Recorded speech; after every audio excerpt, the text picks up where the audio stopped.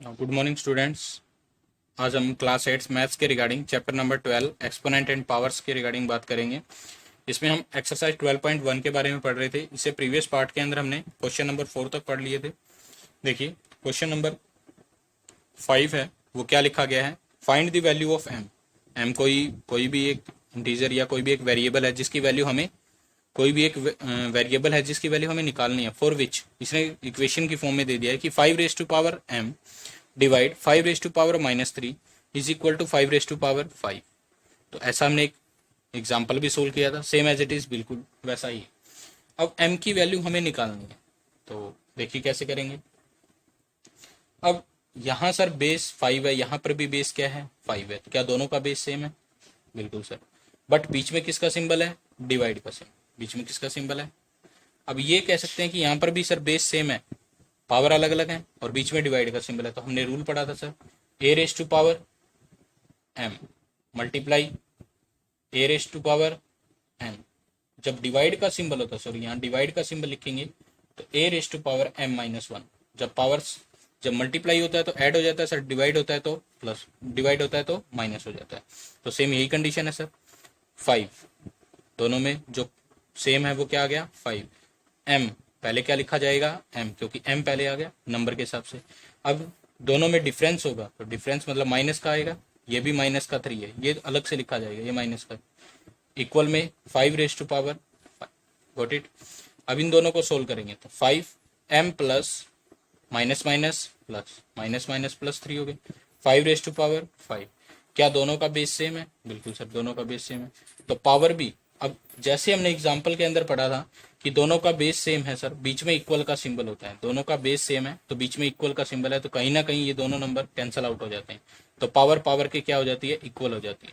तो m+3 is equal to क्या आ जाता है 5 के।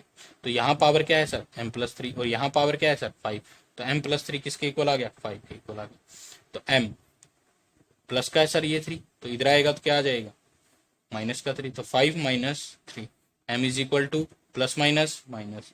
तो 5 में से 3 माइनस किया तो 2, क्योंकि ग्रेटर क्या है 5, तो प्लस का सिंबल आ जाएगा। m की वैल्यू क्या आ गई sir plus. Got it. Now question number 6 का फर्स्ट पार्ट देखिए क्या कहता है कि 1/3 की पावर क्या है -1 दी गई है, -1/4 की पावर -1 दी गई है, और उन सभी की पावर, इन दोनों की पावर होल पावर डाली गई है -1। सर इसे इवेल्युएट करना है, इसकी वैल्यू फाइंड आउट करनी है। तो पहले इस नंबर को जो नेगेटिव पावर के अंदर क्या लिखा गया, माइनस का 1 लिखा गया सर, माइनस की 1 को पॉजिटिव बनाते हैं, यहाँ माइनस का 1 लिखा गया तो इसे पॉजिटिव बनाते हैं। देखिए क्या लिखेंगे। अब यहाँ 1/3 है तो इस पावर को इसको अंदर वाले नंबर को रेसिप्रोकल कर दो, या 1 की पावर को इनको अलग अलग करके इसको, तो ये क्या हो जाएगा 3/1 की पावर 1 होगी सर, माइनस का 4/1 की पावर। What it. यहाँ पावर में कितना आ गया सर, ये तो -1 ही चल रहा है सर, ठीक। अब 3/1 की पावर -1 है, 3/1 की पावर 1 है, और 4/1 की पावर 1। इसे सोल्व करेंगे तो क्या होगा, 3/1 की पावर 3 की पावर 1 अलग होगी सर, और 1 की पावर अलग अलग, ठीक है। अब -4 की पावर 1 अलग होगी सर, 1 की पावर अलग होगी, ये तो पावर माइनस में ही चलती जा रही है। अब इस अंदर वाले को सोल्व करेंगे सर, क्या हो जाएगा 3 की पावर 1 तो 3 हो गया, 1 की पावर 1 माइनस का 4 की पावर 1, ठीक है। 3 - 1 3 माइनस का 4 माइनस का plus minus minus plus minus minus. अब 4 में से 3 को माइनस किया तो क्या आ गया माइनस का 1 आएगा सर, बिल्कुल। माइनस के 1 की पावर कितनी आ गई सर -1 की पावर क्या आ गई माइनस। Got it. अब इस पावर को सोल्व करूंगा, इसके डिनोमिनेटर में क्या सर 1 है, तो इस पावर नेगेटिव में, नेगेटिव को उसमें क्या बनाऊंगा पॉजिटिव। पॉजिटिव बनाने के लिए क्या करूंगा सर, इसको नीचे लेके जाना पड़ेगा। तो क्या लिखेंगे, अब नीचे लेके जाऊंगा तो क्या हो गया 1, ये 1 ऊपर आ गया सर, और ये माइनस का 1 क्या चला गया नीचे चला गया, इसकी पावर पॉजिटिव का 1 हो गया। अब प्लस का 1 करो या माइनस का, तो 1 की पावर 1 तो 1 ही होती है सर, 1 की पावर 1, तो एक प्लस में एक माइनस, प्लस माइनस माइनस, तो आंसर क्या आ जाएगा माइनस का 41। तो यहाँ से 1 से 1 कैंसिल हो गया, तो 1 माइनस का 1 ही आ जाएगा, ये प्लस में एक minus, plus minus minus. Got it. तो ये था हमारे पास क्वेश्चन नंबर 6 का फर्स्ट पार्ट। नाउ देखिए सेकंड पार्ट। अब 5/8 की पावर, सेकंड पार्ट के अंदर क्या लिखा गया है, 5/8 की पावर -7 दी गई, मल्टीप्लाई 8/5 की पावर माइनस का 4 दिया गया है, ठीक है सर। अब इसे हम किस तरीके से सोल्व कर सकते हैं सर? पहले तो अगर एक बार देखा जाए कि ये 5 की पावर भी -7 है सर, 8 की भी पावर माइनस, तो अलग अलग कर दीजिए इन पावर। 5 रेस टू पावर -7, क्योंकि दोनों की पावर है सर, होल पावर है, तो 8 रेस टू पावर -7 मल्टीप्लाई में 8 raise to power -4, 5 raise to power -4, ये आ गया सर। अब इन दोनों की पावर नेगेटिव है, तो हम इन दोनों को सोल्व कर सकते हैं सर, बिल्कुल। इन दोनों की पावर को पॉजिटिव करने के लिए क्या करूंगा, 8 रेस टू पावर 7 ऊपर आ जाएगा, पॉजिटिव हो जाएगा, और 5 रेस टू पावर 7 मल्टीप्लाई में 5 रेस टू पावर 4 हो गया सर, और 8 रेस टू पावर 4 हो गया। अब वही कि हम एक्सपेंड से भी इनको क्रॉस में है सर कैंसल आउट कर सकते हैं, तो आप वैसे कर लीजिए, या फिर आप रूल के अकॉर्डिंग करते हो तो आप क्या लिख सकते हो सर, ये दोनों मल्टीप्लाई के अंदर है, क्या इन दोनों की पोजीशन चेंज करूंगा? क्योंकि जब भी मल्टीप्लाई के अंदर है तो ए मल्टीप्लाई बी करो या बी मल्टीप्लाई ए करो, आंसर तो सेम ही है ना सर। तो इसी तरीके से हम इसको ऐसे लिख सकते हैं, 8 रेस टू पावर 7, तो इसके डिनोमिनेटर में 8 रेस टू पावर 4 लिखूं तो कोई दिक्कत नहीं सर। 5 रेस टू पावर 4 लिखूं, डिवाइड बाय में 5 रेस टू पावर 7, क्या दोनों का बेस सेम है? पावर क्या है, डिवाइड के अंदर है, पावर्स क्या है, डिवाइड के अंदर है, तो क्या लिखेंगे, तो 8 रेस टू पावर 7 -4 हो जाएगा मल्टीप्लाई, इसे क्या लिख सकते हैं, 5 रेस टू पावर 4 -7 लिखा जा सकता है, बिल्कुल। क्यों, ऐसा क्यों लिखा, a raise to power m divide में a raise to power n दिया गया है, तो a raise to power m -n लिख सकते हैं, बिल्कुल लिख सकते हैं। इस नंबर को सोल्व करने के लिए 8 रेस टू पावर 7 -4 क्या है, 3 मल्टीप्लाई में 5 रेस टू पावर माइनस का गॉट इट। अब इसे सोल्व करने के सर, इसे सोल्व करते हैं। अब इसे सोल्व करने के लिए क्या लिखा जाएगा, 8 रेस टू पावर, क्या ये फिर ये नेगेटिव आ गया, तो नेगेटिव आ गया तो क्या हो गया, 8 raise to power 3, 5 raise to power नीचे जाएगा तो 3 हो गया सर। इसको एक्सपेंड कर सकते हैं, 8 multiply 8 multiply 8, 5 multiply 5 multiply got it, 8 8 जा 64, 64 को आप 8 से मल्टीप्लाई करेंगे तो क्या आएगा, 8 4 जा 32, 3, और 8 6 जा 48, 48 को 50, 1 5 5 1 2, 5 5 जा 25, 25 5 जा 120, गॉट इट। तो ये हो जाएगा मेरे पास इस क्वेश्चन का आंसर। अगर आप बिना एक्सपेंड किए, मतलब बिना रूल के लगाए करते हो आप, तो यहाँ तो क्वेश्चन आपका सेम मिलेगा। आपने ये कर दिया, ठीक है। आप इसे कट करना चाहते हो, कट करने के लिए मैंने आपको रूल बताया था, एक्सपेंड ही करना होता है सर, बिल्कुल कर सकते हैं एक्सपेंड। तो देखिए, जहाँ अगर आप यहीं से कर सकते हो इस क्वेश्चन को, आपको इंटरचेंज करने की भी जरूरत नहीं है। क्या करोगे, 8 को 7 टाइम एक्सपेंड किया, 5 को 4 टाइम करने की जरूरत नहीं है। 5 कितना है, 7 टाइम है, 5 कितना है, 4 टाइम है, तो 5 4 टाइम कैंसिल होकर कितना बच जाएगा, 3 टाइम बच जाएगा सर यहाँ से। तो देखिए आप कैसे करोगे, 8 raise to power 7 divide by में 5 raise to power 7, 5 raise to power 4 और 8 रेस टू पावर 4। अब 8 की पावर यहाँ कितनी है सर, 7, और यहाँ 8 कितने टाइम आया है, 4 टाइम, तो 4 टाइम कैंसिल होके कितना कितना बच जाएगा, 3 टाइम। आप ऐसे कर लीजिए, या फिर आप इसको ऐसे करिए, 1 मल्टीप्लाई 8 मल्टीप्लाई 8 मल्टीप्लाई 8 मल्टीप्लाई 8 कितना हो गया, 5 time 6 time 7 time, got it. Now इसको भी एक्सपेंड कर दीजिए, 5 को डिवाइड बाय में 5 मल्टीप्लाई 5 मल्टीप्लाई 5 मल्टीप्लाई 5, 3 4 5 6 7, 7 टाइम हो गया सर, मल्टीप्लाई है। अब क्या है, 5 कितने टाइम है sir, 4 time, 5 multiply 5 multiply 5 multiply 5, 4 time हो गया सर। डिवाइड बाय में 8 कितने टाइम है, 4 टाइम ही, 5 8 मल्टीप्लाई 8 मल्टीप्लाई 8, तो हमने इसको 4 टाइम राइट कर दिया, गॉट इट। तो देखिए अब 8 कितने टाइम है, 1 2 3 4, ठीक है। इसमें कितने 1 2 3 4 कट हो गए, तो कितना बच गया, 8 मल्टीप्लाई 8 मल्टीप्लाई 8, इस 1 2 3 4 5 भी कैंसिल हो गए, तो 1 2 3 4 क्या बचा, 8 मल्टीप्लाई 8 मल्टीप्लाई 8, नीचे भी क्या बचा, 5 मल्टीप्लाई 5 मल्टीप्लाई 5।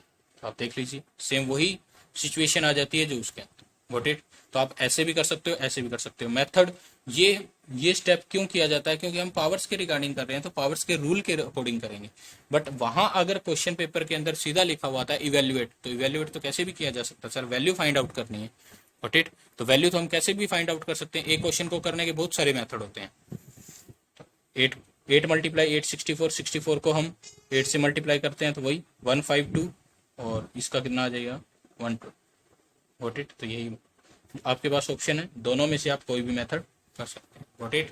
तो ये था हमारे पास क्वेश्चन नंबर 5, क्वेश्चन नंबर 6 का सेकंड पार्ट। नाउ देखिए क्वेश्चन नंबर 7 क्या है।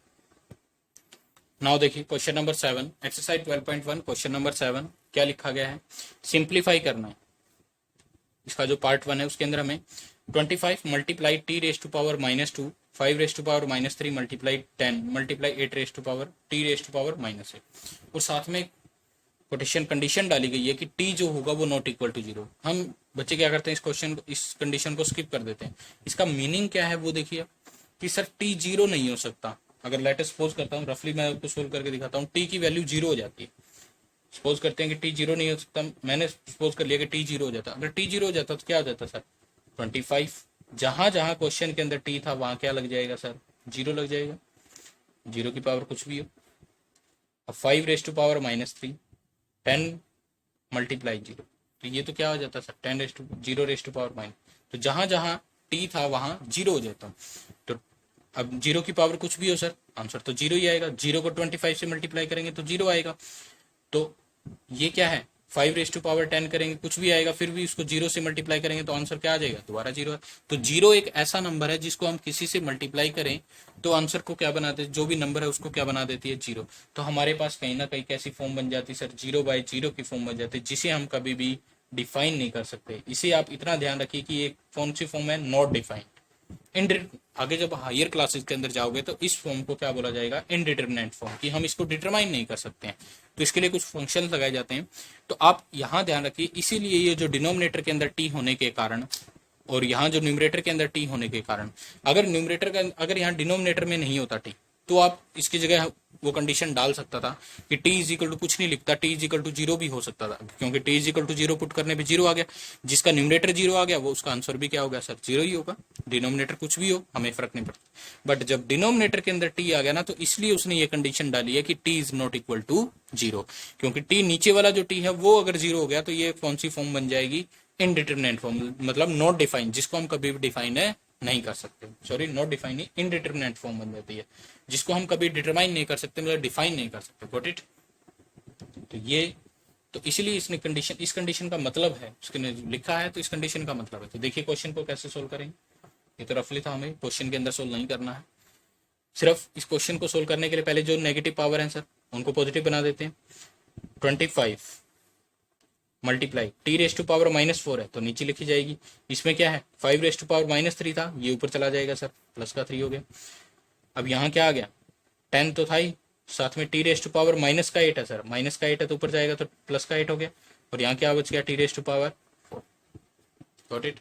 और क्या लिख सकते हैं 25 है तो 25 को क्या लिखा जा सकता है 5 मल्टीप्लाई 5 लिख सकता हूँ, बिल्कुल सर। 5 मल्टीप्लाई 5 तो 5 रेस टू पावर 2 आ गया, 5 रेस टू पावर 3 आ गया, टी रेस टू पावर 8 आ गया। डिवाइड बाय में इसके इसे क्या लिख सकते हो, इसे भी तो हम अगर हम देखें कि 10 को अगर पावर की फॉर्म में लिखना चाहे तो 2 मल्टीप्लाई 5 है सर, 2 मल्टीप्लाई 5 ही लिखा जा सकता है, और तो कुछ नहीं लिखा जा सकता। टी रेस टू पावर 4 आ गया। ठीक है, आप क्या करोगे, वही एक्सपेंड करने वाला मेथड कर लीजिए, या फिर आपको जो भी आपको पावर वाला मेथड करना है तो पावर वाला कर लीजिए। एक्सपेंड वाला ज्यादा इजी रहता है, तो क्या करेंगे, या तो आप इसको यहीं से छोड़ दीजिए, अगर पावर वाला करना है तो आपको आप यहीं से पावर बना के सोल्व करिए। अदरवाइज इस पार्ट को भी आप स्किप कर सकते हो। कैसे कि 25 है, आप कैंसल आउट करना स्टार्ट कर दीजिए। कैसे, आप या तो यहाँ कैसे करोगे 5 रेस टू पावर 2 है, इसको 2 टाइम लिख दिया। 5 रेस टू पावर 3 इसको 3 टाइम लिख दिया। टी रेस टू पावर कितना है 8 है तो 8 4 के साथ कैंसिल करेगा, ऊपर 4 हो जाएगा। या आप इसको टी टाइम को 8 टाइम एक्सपेंड, कुछ नहीं बस थोड़ा सा एक्सपेंडेशन, जो हमारा एक्सपेंड करने का तरीका है वो क्या होगा, क्वेश्चन के अंदर बड़ा हो जाएगा, और तो कुछ नहीं है। 4 5 6 7 8 वॉट इट 3 और 3 6 7 8 टाइम हो गया। 2 multiply 5 T multiply t multiply t multiply T, तो कितने टाइम है 1 2 3 4 1 2 3 4 वॉट इट, तो 4 कट, 5 से 5 कट, और तो कुछ नहीं कट रहा, तो क्या बचा 5 मल्टीप्लाई 5 मल्टीप्लाई 5 मल्टीप्लाई 5 5 जा 25, 25 को 5 से करेंगे 125, 125 को 5 से करेंगे 125 को 5 से करेंगे तो 5 5 जा 25, 2 कैरी आ गया सर, 5 2 जा 10, 12, 1 आ गया, 5 1 जा 5, 5 और 1 तो क्या आ गया 6 2 5 आ गया सर, 6 2 5।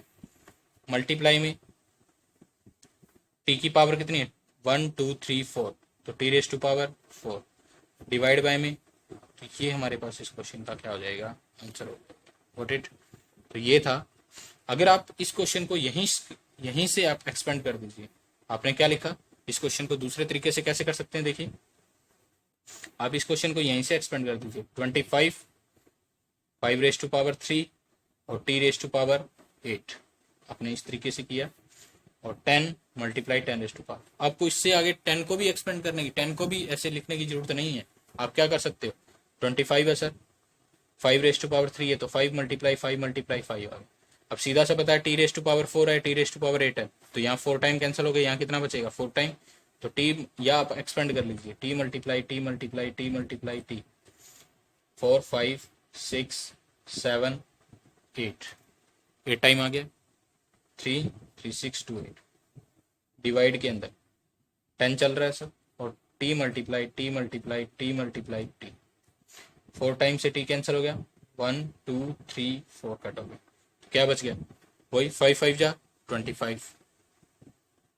यहाँ अब एक 5 से 5 1 जा 5 5 2 जा 10 और तो किसी से कैंसिल नहीं हो रहा, 5 5 जा 25, 25 पर 25 से करेंगे तो क्या आ जाएगा 6 2 5 और साथ में मल्टीप्लाई के अंदर T raise to power 4 T raise to power 4 divide में क्या आ गया सर, इस तरीके से करिए इस तरीके से करिए, दोनों तरीके से आपका आंसर क्या आएगा सेम गॉट इट। ये था हमारे पास 7th क्वेश्चन का फर्स्ट पार्ट। नाउ देखिए 7th क्वेश्चन का second part. Now question number 7 का सेकंड पार्ट क्या लिखा गया है, 3 raise to power -5 10 raise to power -5 multiply 125 5 raise to power -7 multiply 6 raise to power got it. तो अब इसे सोल्व करेंगे, सोल्व करने के लिए पावर सर पहला स्टेप तो यही होगा सर, जो भी नेगेटिव पावर है उनको पॉजिटिव बनाया जाए, बिल्कुल न्यूमरेटर से डिनोमिनेटर में लेके जाएंगे, डिनोमिनेटर से न्यूमरेटर के अंदर। तो 3 रेस टू पावर -5 है तो नीचे आ जाएगी, 5 रेस टू पावर 7 ये ऊपर चला गया, 6 रेस टू पावर -5 ये भी ऊपर चला गया और मल्टीप्लाई में 125 ये तो पॉजिटिव है यहीं रह जाएगा। इसको क्या लिख सकते हैं 3 raise to power 5 10 raise to power 5 तो यहाँ +5 व्हाट इट। तो ये हो गया। अब सबसे अच्छा मेथड वही है सर, हम इसको एक्सपेंड कर देते हैं, ओपन कर देते हैं, एक्सपेंड का मतलब इसको खोल देते हैं सर, ठीक है। तो लिख दीजिए क्या क्या आएगा, 5 को 7 टाइम, आप इसको पावर्स में भी सोल्व कर सकते हो, जैसे आप इसको 5 रेस टू पावर 3 लिखोगे, 5 रेस टू फिर दोनों की मल्टीप्लाई, फिर उससे ज़्यादा थोड़ा सा कॉम्प्लिकेशन सी आ जाती है। क्वेश्चन को इवेल्युएट ही करना है सर, वैल्यू ही फाइंड आउट करनी है, आप इस तरीके से करिए 4 5 6 7 टाइम हो गया, 6 की पावर कितने टाइम है 5 टाइम है, 3 4 5 125 डिवाइड के अंदर 1 2 3 4 5 टाइम लिख दिया 3 को, 10 रेस टू पावर 5